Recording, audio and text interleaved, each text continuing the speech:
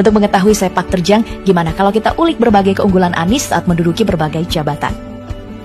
Pertama kali nama Anies Baswedan mencuat ke publik terjadi pada kisaran tahun 2007 kemarin saat dirinya dilantik sebagai Rektor Universitas Paramadina. Namanya melambung tinggi karena dikenal sebagai rektor termuda di Indonesia yang baru menginjak umur 38 tahun. Walau masih tergolong muda, saat itu Anies memperlihatkan kompetensinya sebagai akademisi handal. Saat menjabat sebagai Rektor Universitas Paramadina di tahun 2007 hingga 2015, Anies Baswedan memiliki sebuah program andalan, yaitu Paramadina Fellowship. Program ini adalah sebuah kerjasama beasiswa dengan pebisnis yang cuma dijalankan oleh Universitas Paramadina. Pokoknya dengan beragam kerjasama yang disepakati dengan berbagai pebisnis, Anies berhasil membuat 25% dari total keseluruhan mahasiswa dari Universitas Paramadina mendapat beasiswa. Nah, selain itu, gebrakan lain yang dilakukan Anies yang juga cukup diacungi jempol adalah penambahan mata kuliah baru. Di masa kepemimpinannya, Anies memasukkan mata kuliah anti korupsi sebagai mata kuliah wajib. Bahkan mata kuliah ini bukan cuma sebatas teori doang, tapi mahasiswa bisa terjun langsung untuk melihat proses investigasi, penyusunan laporan investigasi, hingga jalannya persidangan. Wah, ini nih sepertinya mata kuliah yang harus ada di semua perguruan tinggi. Berkat kapasitasnya sebagai rektor yang namanya telah melambung di mata masyarakat, Anies kemudian berkenalan dengan politik.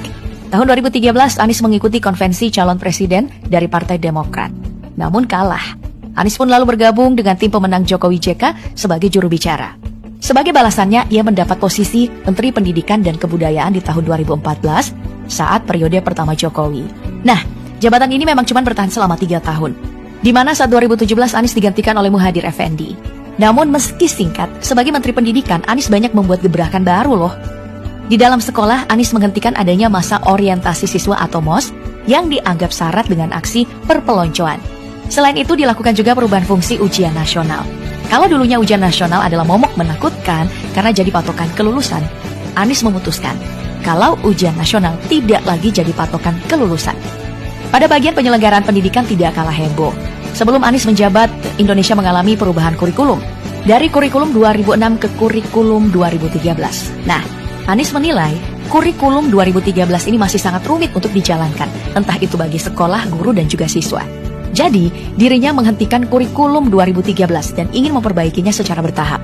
Namun sayang, Anies keburu turun di mana target penyelesaian K13 harusnya terjadi di tahun 2022. Nah, di sisi guru, Anies juga melakukan beberapa pendekatan baru seperti program Indonesia Mengajar, di mana anak-anak muda di bawah untuk mengajar ke tempat tertinggal yang memberi banyak pengalaman baru. Selain itu ada juga program guru garis depan, yaitu pengabdian guru berstatus PNS di wilayah terdepan, terpencil, dan tertinggal.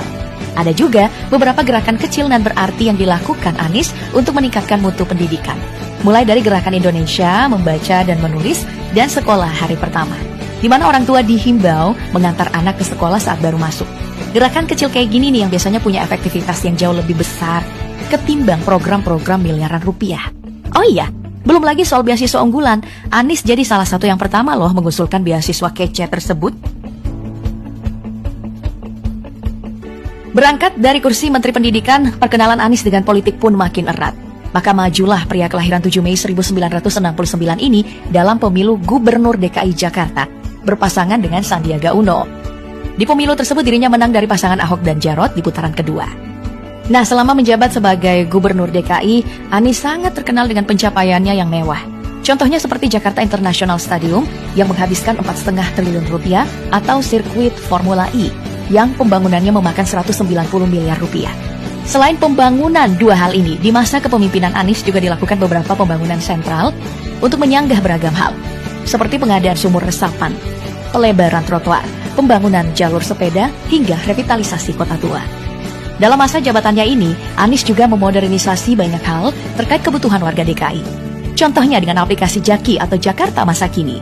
Aplikasi yang satu ini adalah tempat utama pengaduan masyarakat untuk beragam hal, mulai dari keamanan, banjir, ketertiban, hingga penanganan COVID-19. Pokoknya semua laporan bisa dilakukan cuma dengan satu aplikasi ajaib. Aplikasi ajaib ini juga mendapat apresiasi lebih dari IDC Future Enterprise Award 2021 sebagai Best in Future of Digital Innovation.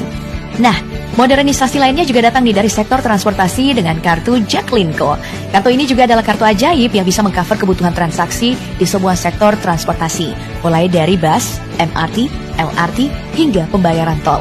Lewat Jaklingko dan program sektor transportasi lainnya, Jakarta mendapat penghargaan Sustainable Transportation Award. Perlu kita tahu, Jakarta jadi satu-satunya loh negara Asia Tenggara yang punya penghargaan tersebut. Dengan segala sepak terjang yang dilakukan Anies di DKI Jakarta, daerah ibu kota juga mendapat beragam penghargaan. Di tahun 2020, Jakarta bahkan menyabet 9 penghargaan di kompetisi Anugerah Public Relation Indonesia Award atau PRIA. Hebatnya lagi, DKI Jakarta yang baru pertama kali ikut ajang ini dan langsung keluar sebagai juara umum. Saat menjabat sebagai Gubernur DKI, Anies juga tengah berusaha menggerus wajah politik identitas yang disematkan kepadanya. Salah satu yang dikerjakan adalah mendorong persatuan umat beragama di ibu kota. Tak jarang, Anies terlihat dalam beragam pagelaran agama-agama lain. Bahkan pria yang khas dengan kacamatanya ini juga resmikan 2 gereja di Jakarta Utara. Untuk naik di panggung sebesar RI1, Anies memang punya tantangan besar untuk membersihkan diri dari polemik politik identitas. Nah, dari beragam sepak terjang Anies selama menjabat ketiga posisi ini, wajar jika dirinya mendapat banyak dukungan untuk maju ke RI1. Sekarang, ada banyak nama yang telah disandingkan dengan Anies. Mulai dari anak dari Presiden SBY yaitu Agus Harimurti Yudhoyono, sampai dengan nama Panglima TNI Andika Perkasa. Namun, semuanya belum final. Toh pengumuman calon presiden dan wakil presiden masih jauh. Tapi menurut kamu, siapa nih yang bakal dampingi Anies Baswedan nantinya? Sebutkan jawaban kamu di kolom komentar dan sampai jumpa di video berikutnya.